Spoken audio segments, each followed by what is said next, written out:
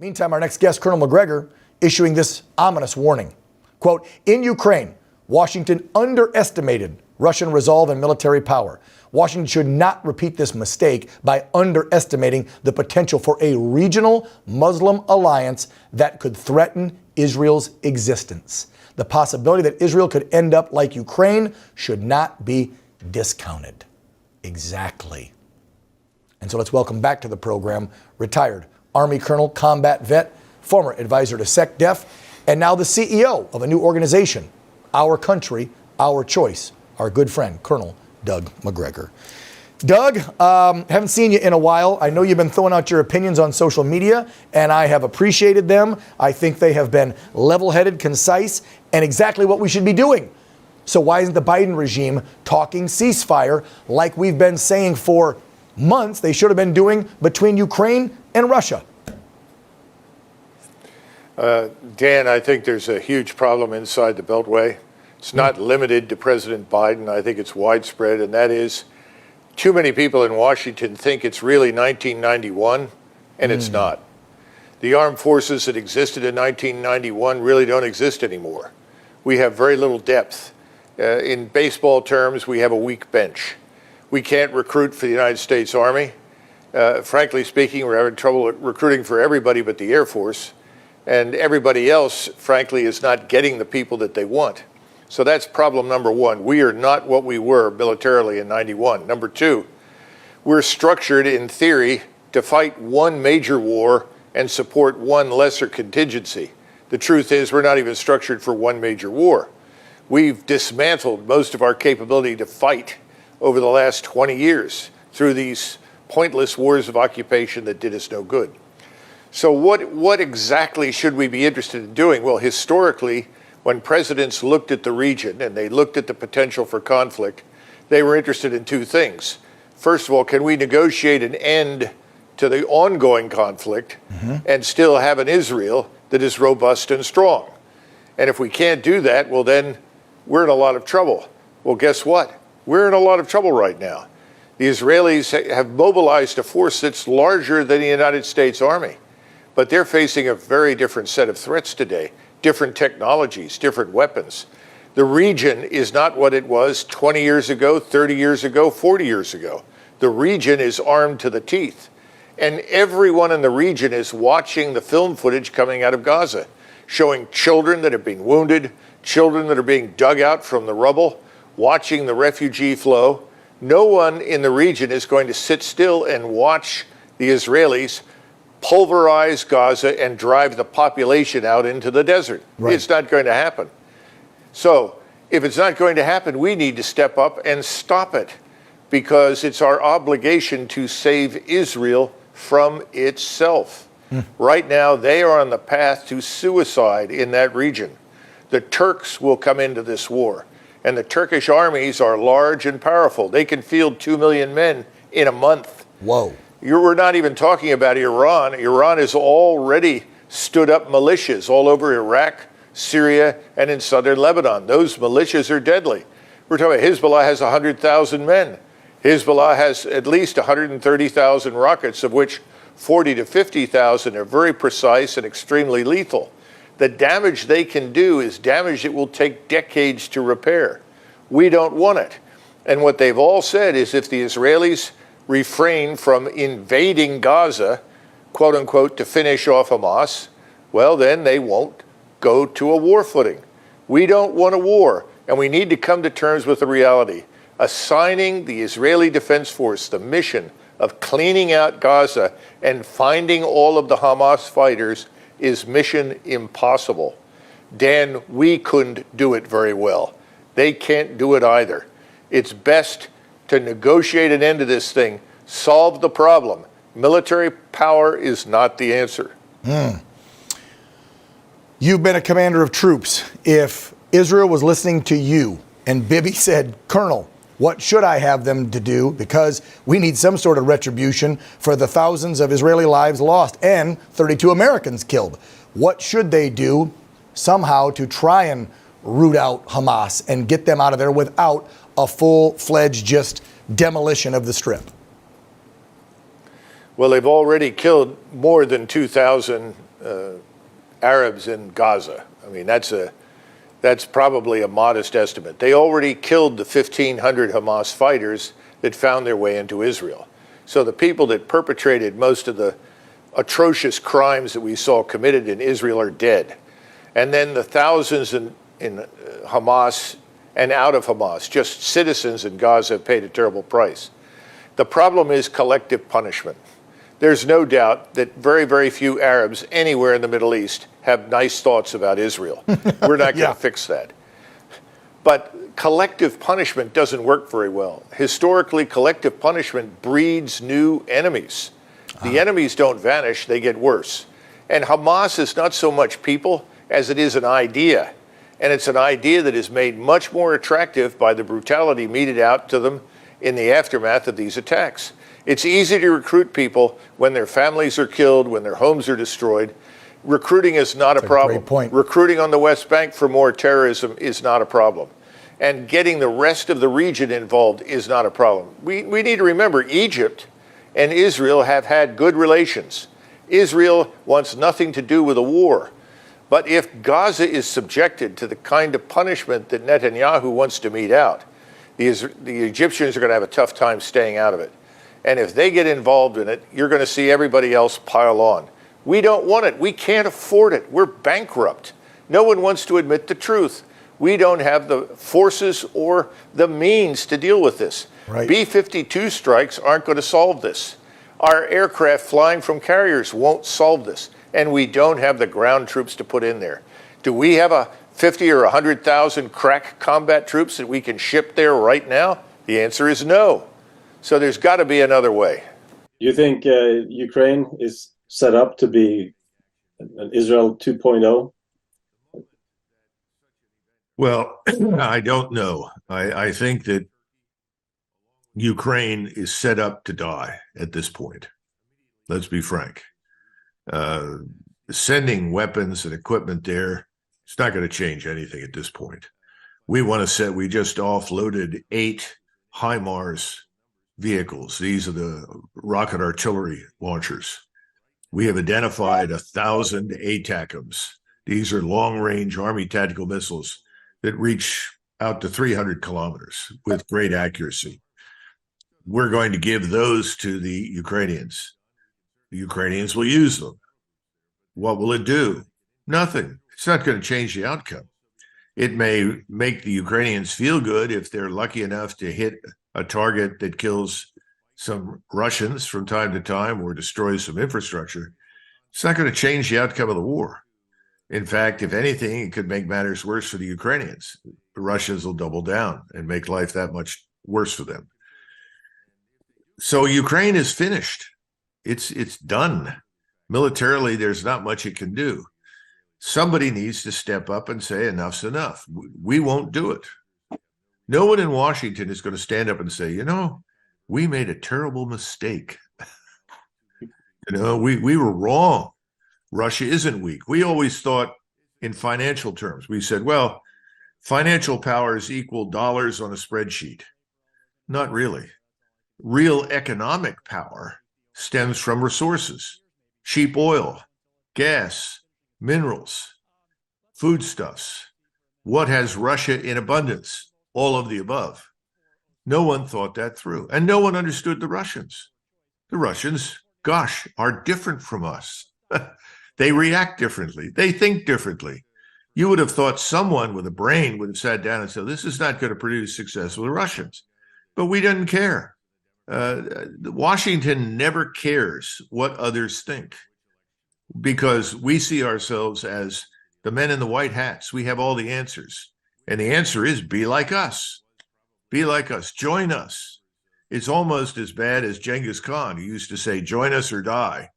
Well, we say, join us or starve. Join us or go broke.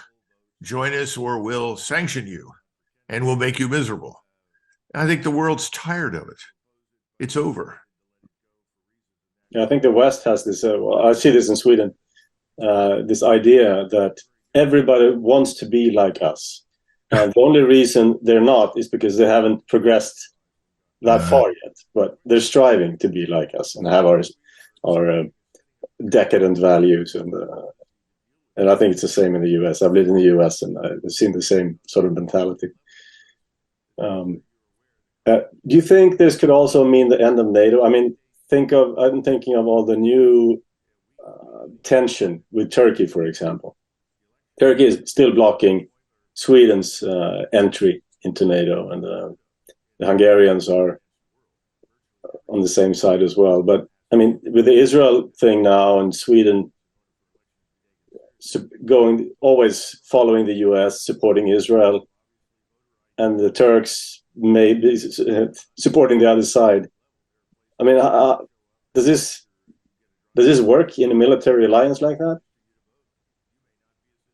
In January of 2022, I was interviewed by Dmitry Simes.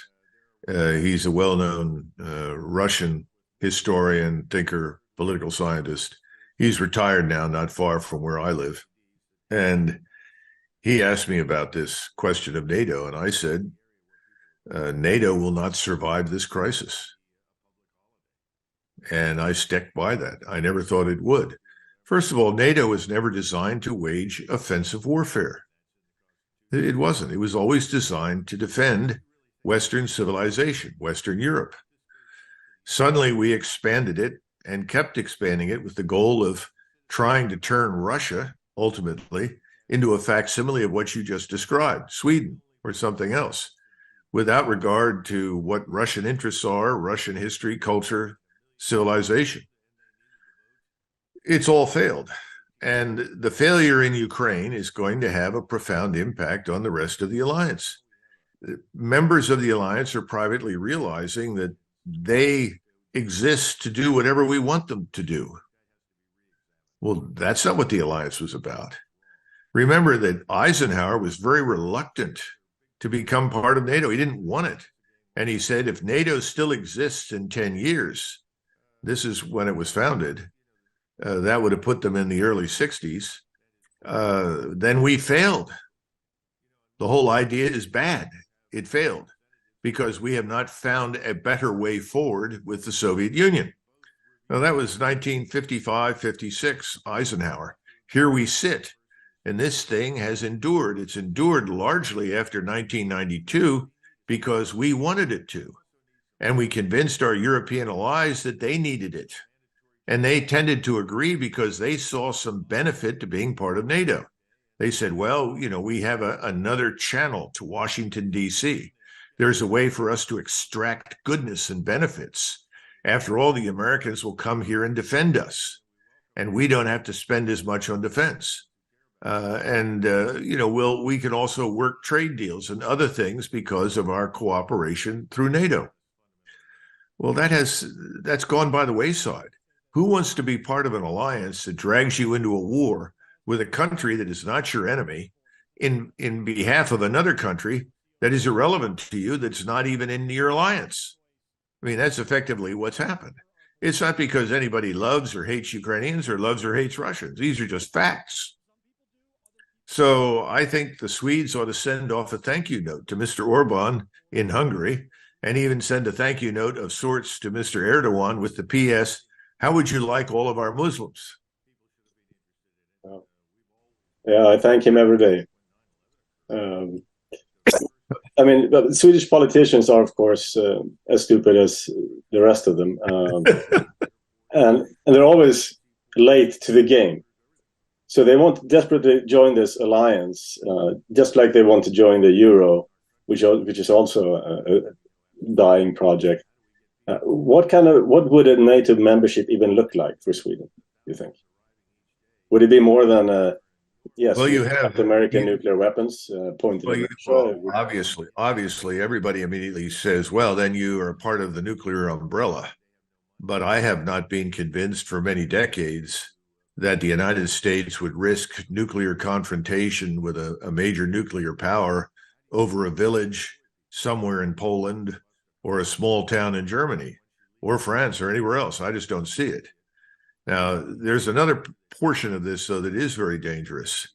You know, the Finns, whom I always viewed as at least rational in the sense that they understood the value of neutrality and they'd managed to avoid all these wars since the Second World War, would never have even thought seriously about joining NATO. But now they've not only joined NATO, but they seem to be receptive to the idea that the U.S. military will establish a base in northern Finland within short range or striking distance of Murmansk, Archangel. What a disaster. I mean, why would you do that? I keep asking them all the time, are there Russian forces massing on your border? Did you capture plans from the Russian general staff in Moscow indicating an imminent plan to overrun Finland? I mean, after all, the war with Finland went so well the last time. Why wouldn't the Russians want to repeat that experience? It's just stupid. It's back to this question of why would the Russians want to rule Lithuanians, Latvians, Estonians, Finns, Swedes, anybody? Forget it. It's a lot of trouble. The Warsaw Pact became as much of a vanity project over time as NATO has been a vanity project for Washington. I mean, let's face it. By the time the British left India in 1947, India was a vanity project for the British Empire. They were no longer extracting the huge benefits from their colony that they once had. That's one of the reasons they left. Of course, their debt to GDP ratio in 1947, thanks to us, was 240%. Well, our debt to GDP ratio is up over 120, 125%. People say, well, that's not very much. Yeah, but there's a difference. We're talking about a $33 trillion sovereign national debt. And if I went into the details about privately held debt and foreign held debt and so forth, suddenly it would dawn on everyone, this is a catastrophe. So we're in a very different position. Everybody says, well, we've been down this road. We had problems in 2008. We had problems in 1994.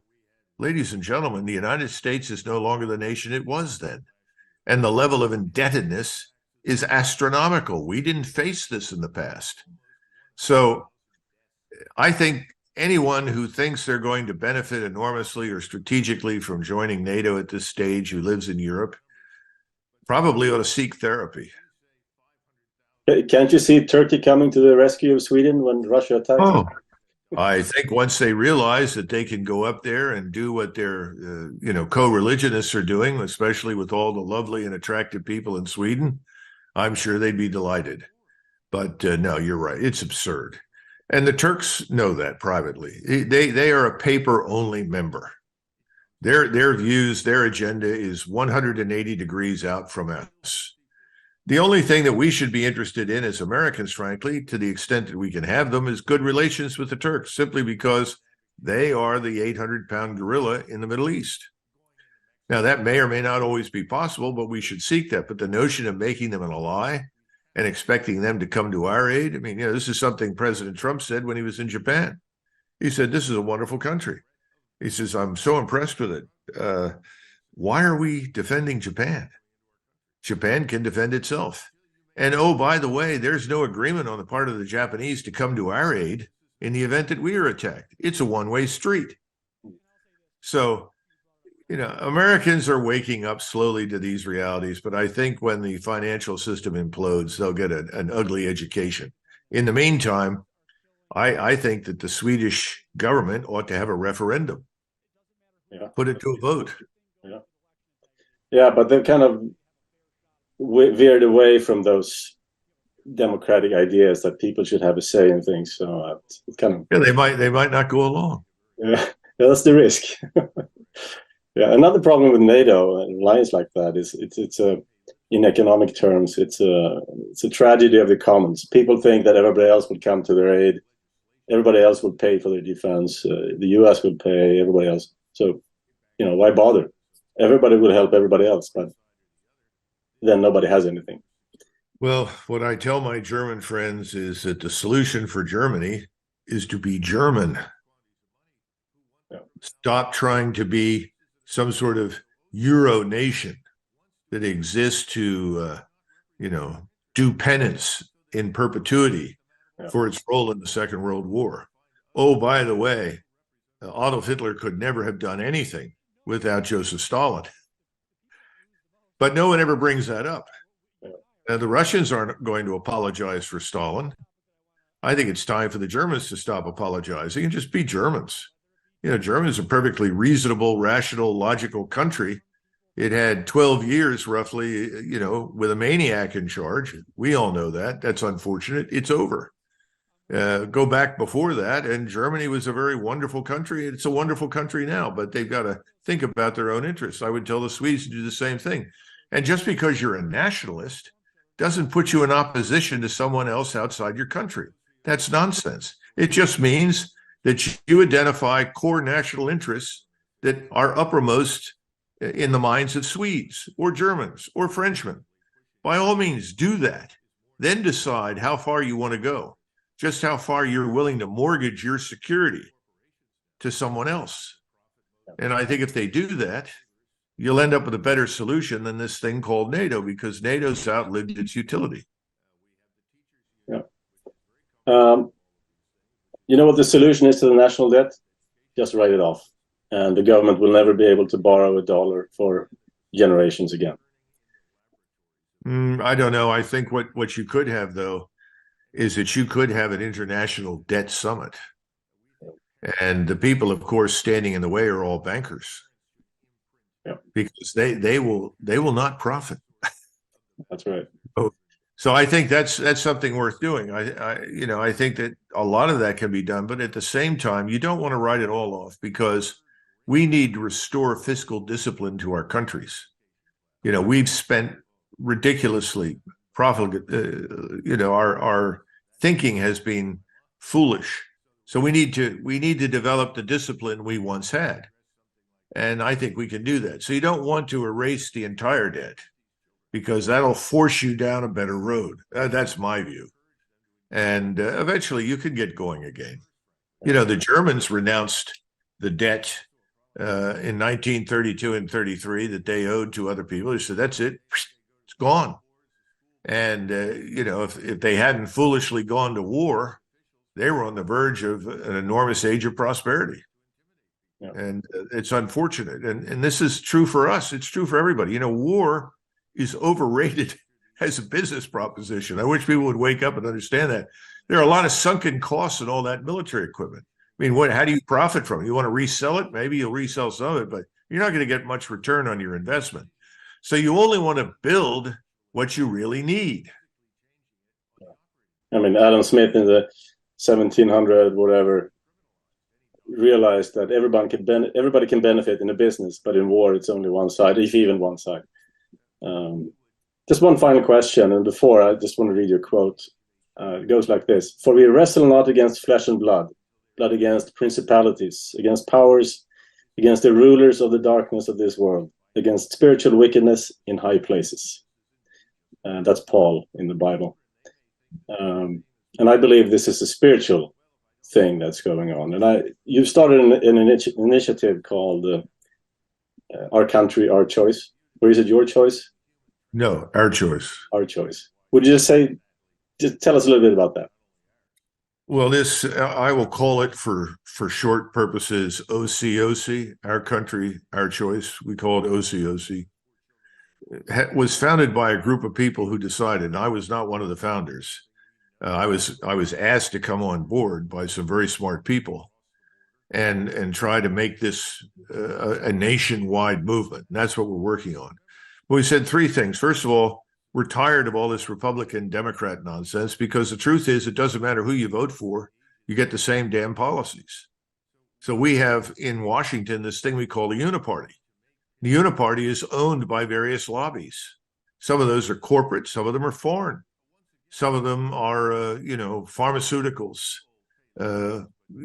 different kinds of things that for different reasons have found a way to essentially buy up politicians. We know that has to go away. I think it will as a result of where we're headed financially. We also said we've got to return to a very simple formulation, faith, family, country. Faith, family, country. One of the things that we've seen with this government that we have is a systematic attempt to destroy the family. It's incomprehensible to us that now we want the state to determine, what children learn to believe is real or unreal. That the state controls not only, our lives as adults, but is going to enable children without consulting their parents at the age of 7 to engage in self-mutilation and transform themselves, they think, from, a boy into a girl. We think that people that are willing to do that sort of thing to anybody who's under the age of 18 should be treated as criminals and go to jail. So when you look at the things that concern us, we want to end these pointless wars overseas, stop the interventions. Secondly, we want to restore the rule of law. We can't go forward, indulging criminals, as you know from your own experience in your own country. You do it. We've got to stop it. Mao had a saying: shoot one, educate a million. When you watch people loot and commit crimes against fellow citizens, you shoot one. And you'd be surprised how much attention that gets on the street. Everybody else suddenly says, oh my God, I better stop her. I'm going to be shot. But we seem to have lost our intestinal fortitude, our guts, our courage to do what is necessary to protect our society. So we've got to restore the rule of law. And in connection with that, we've got to close our borders. We've got to round up all these people who've come here illegally and expel them. We can't afford them. We can't employ them. They're not coming with skills that enable them to assimilate. We've long since breached the limits of assimilation as it is, but we'll go under completely if we don't stop what's happening now. So these things have to happen. And then we absolutely must halt the sexualization of our children. Teaching sex classes to third graders? Good Lord, I don't remember anything remotely sexual about being in third grade. What are we doing to ourselves? So, now you're talking about an appeal across party lines. We're saying, look, there are lots of good people, Democrats and Republicans, who can agree on those things. We need to come together, and we need to go after these people in Washington, push them out of office. We need to force this agenda that I just described to you onto Washington, get out of this terrible pit of despair that we're currently wandering around in. I mean, does that explain it? That explains it. Yeah, you're talking to a country where homeschooling is criminalized and where we have a core curriculum for the entire country, which includes sex in every subject. So, we know what you're talking about. Well, there is a movement afoot in some European countries. I won't mention them, but they're further south from you, who are very interested in basically our continent, our choice. Yeah, I know some of them. So. And I think that's damn good. Yeah. And that makes sense. That's a European project I could support. So I hope that we will see chapters emerge elsewhere.